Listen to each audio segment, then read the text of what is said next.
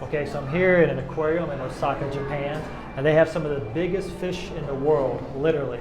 The whale shark is the biggest fish in the world. They have 2 of them, and they're just gorgeous to look at as they glide around in this aquarium. Other really gorgeous critters to look at as well. Actually, the shark is my favorite animal, and so it's kind of fun to look at the whale shark and the hammerhead shark and so many others.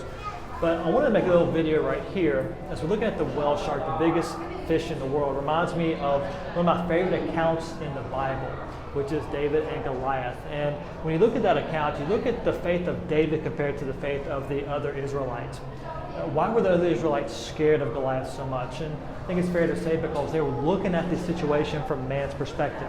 They're looking at Goliath and his size and his stature. That's a big shark, big fish. Goliath was a big man. They were focused on that and not focused on their God who could deliver them, how much bigger their God was. And when David comes on the scene and hears Goliath's taunt to the Israelites, he's immediately offended. Who does this man Goliath think he is? No matter how big he is, he's not bigger than our God. And so David goes about asking about how can I help or what's going on here. Eventually gets called up to Saul, or actually King Saul says, David, you can't fight him. And David says to King Saul, you know what?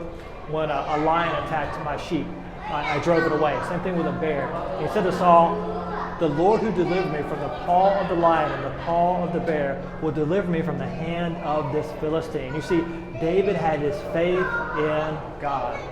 He wasn't worried about the situation much. He was focused on his God. As he goes to fight Goliath, when he faces Goliath, of course, Goliath is basically talking trash towards David. And David says, you come against me with spear and javelin, the earthly things. I come against you in the name of the Lord. And the battle we're fighting, this battle belongs to the Lord. His faith was in his God. He knew that God would glorify his name through delivering David in this event. If you think about it, I love what happens here because David has faith, not because David thinks he's awesome.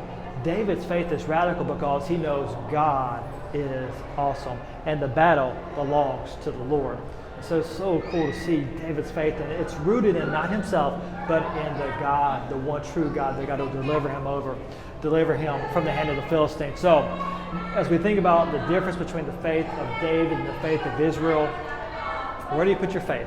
As we say often in the curriculum, in the lessons, as we go through the Bible's not about particular people per se. The ultimate hero is God. Who are we putting our faith in, man or God? And so as we think about how we live, how we apply these lessons to our life, let us in a sense be like David, where we have faith, not because we're awesome or because circumstances are in our favor, but because God is awesome. Let's keep that in mind.